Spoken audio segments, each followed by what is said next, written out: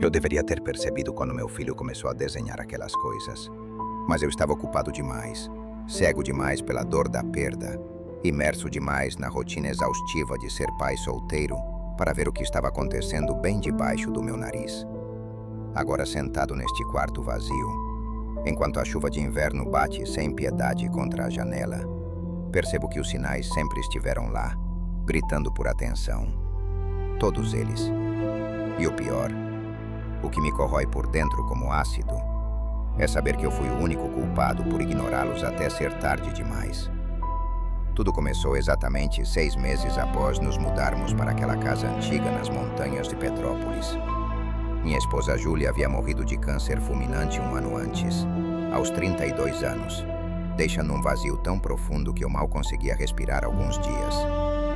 Achei que uma mudança radical de cenário ajudaria meu filho Miguel, de apenas 8 anos, a superar a perda devastadora da mãe. A casa era absurdamente grande para nós dois, barata demais para ser verdade, com um jardim extenso cercado por árvores centenárias e quartos espaçosos que ecoavam nossos passos solitários. O corretor de imóveis evitou deliberadamente meu olhar quando assinei o contrato, seus dedos tremendo levemente ao me entregar as chaves enferrujadas. Mas eu atribuí tudo isso à simples timidez profissional. Como eu estava tragicamente enganado. Miguel sempre foi uma criança introvertida e quieta, preferindo livros e desenhos às brincadeiras barulhentas do pátio da escola.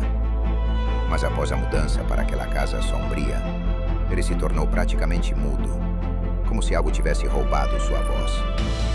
Passava horas intermináveis trancado no quarto dele, desenhando obsessivamente em cadernos que escondia com urgência sempre que eu me aproximava da porta. À noite, acordado pela insônia que me perseguia desde a morte de Júlia, eu o ouvia conversando sozinho através das paredes finas. Longos diálogos completos, onde ele fazia perguntas detalhadas e pausava longamente, como se alguém invisível estivesse respondendo com paciência. "Com quem você está falando aí, filho?" Perguntei uma noite, entrando abruptamente sem bater. Ele me olhou com aqueles olhos escuros enormes, idênticos aos da mãe falecida, e sussurrou com uma seriedade perturbadora: "Com a senhora do armário, pai. Ela vem toda noite. Ela diz que você não pode saber ainda, que não está preparado." Meu sangue gelou instantaneamente nas veias, mas forcei um sorriso tranquilizador e paterno. Amigos imaginários são perfeitamente normais na sua idade, meu amor. Menti descaradamente, tanto para ele quanto para mim mesmo, tentando afastar o medo irracional que começava a crescer. As coisas pioraram gradual, mas consistentemente nas semanas seguintes. Miguel parou completamente de comer na mesa comigo, insistindo em levar toda a comida para o quarto em um prato coberto. Suas notas escolares despencaram. Ele emagreceu visivelmente, suas roupas ficando frouxas em seu corpo cada vez mais frágil. Quando finalmente consegui entrar em seu quarto durante suas aulas, aproveitando que ele estava na escola, o que vi me fez a garganta apertar até quase sufocar. As paredes inteiras estavam cobertas de centenas de desenhos sobrepostos. Não eram rabiscos infantis comuns e despreocupados, mas sim ilustrações detalhadas e profundamente perturbadoras de uma mulher alta e magérrima de vestido preto vitoriano, com cabelos longos e negros que cobriam completamente seu rosto como uma cortina de morte. Em cada desenho progressivo, ela estava gradualmente mais próxima do observador.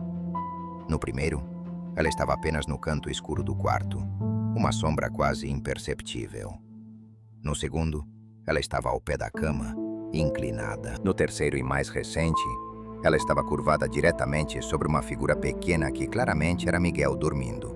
Seus dedos extraordinariamente longos e pálidos como ossos, tocando delicadamente a cabeça do menino em um gesto que parecia simultaneamente protetor e ameaçador. Minhas mãos tremeram violentamente ao segurar aquele caderno manchado. No canto inferior de cada página, escrito compulsivamente com a caligrafia infantil irregular do meu filho, estava a mesma frase repetida dezenas de vezes. Ela quer que eu lembre. Ela precisa que eu lembre. Ela não vai embora até eu lembrar. Desesperado, procurei ajuda profissional imediatamente. Levei Miguel a 3 psicólogos infantis diferentes, nas melhores clínicas do Rio. Todos disseram basicamente a mesma coisa, com variações mínimas. Trauma profundo do luto, mecanismos complexos de defesa psicológica, fase temporária que passaria com tempo e paciência. Medicamentos pesados foram prescritos sem hesitação. Eu os dei religiosamente todos os dias. Observando impotente meu filho único ficar cada vez mais distante e ausente, seus olhos perdendo o brilho e se tornando mais vazios a cada semana. Mas os desenhos macabros não pararam nem diminuíram. Pelo contrário, eles se tornaram progressivamente mais escuros, mais extraordinariamente detalhados, mais visceralmente aterrorizantes. A mulher misteriosa agora tinha boca nos desenhos mais recentes, ou melhor, um buraco negro perfeitamente circular onde a boca deveria estar. E de dentro daquela escuridão abissal saíam palavras escritas em letras microscópicas que eu precisava usar lupa para conseguir ler com dificuldade. Ele prometeu contar. Ela apareceu sem avisar em uma tarde chuvosa de domingo, o rosto completamente pálido como cera e as mãos tremendo incontrolavelmente. Preciso urgentemente te contar algo crucial sobre aquela casa maldita. Ela começou com voz embargada, sua voz apenas um sussurro rouco e desesperado.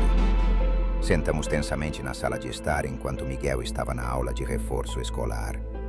Durante 2 horas torturantes, ela me contou tudo sobre minha esposa falecida, sobre um segredo terrível que Júlia levara silenciosamente para o túmulo.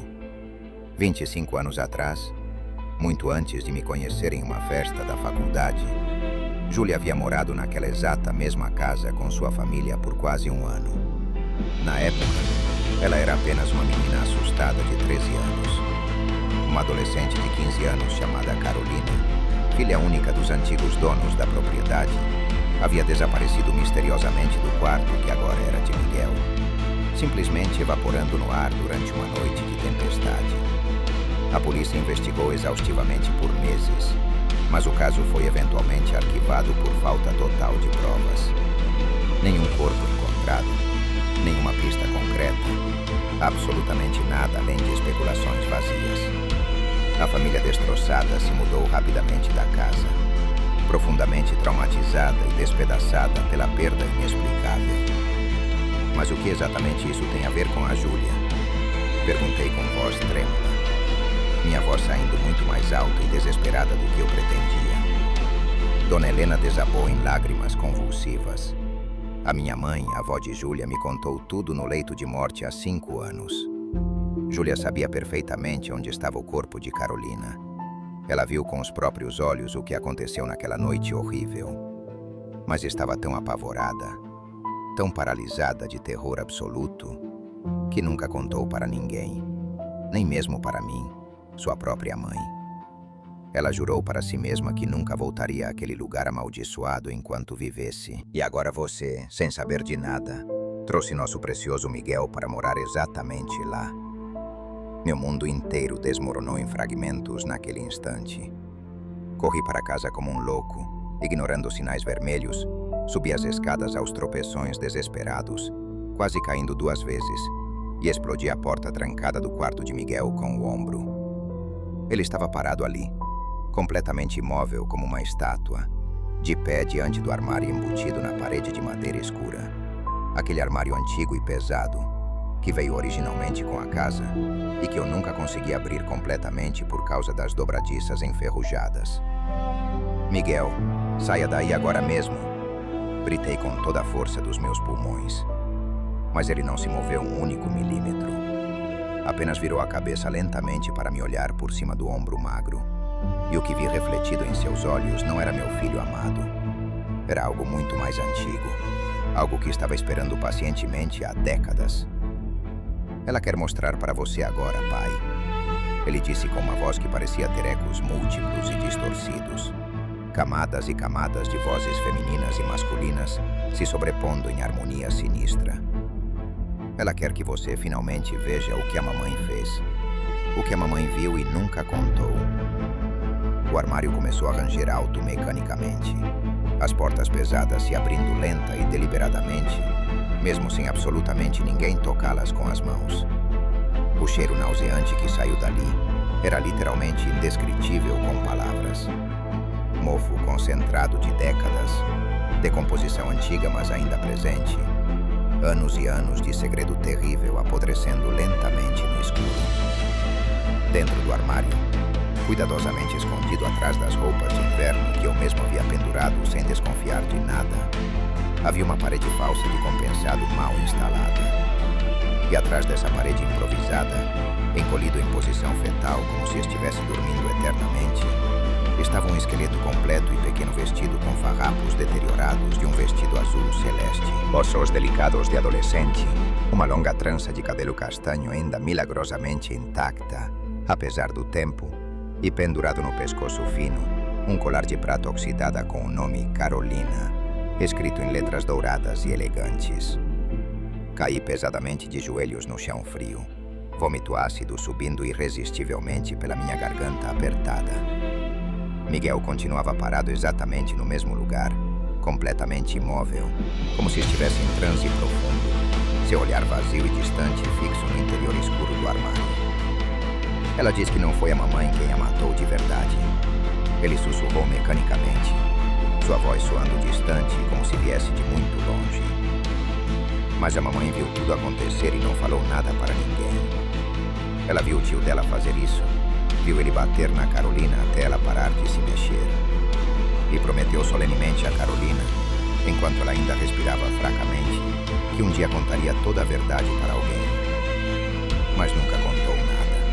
Nunca. E Carolina ficou aqui presa, esperando infinitamente, completamente sozinha no escuro absoluto, enquanto todos gradualmente esqueciam que ela existiu um dia. Chamei a polícia imediatamente com mãos trêmulas. A casa foi isolada com fitas amarelas. Peritos vieram de helicóptero.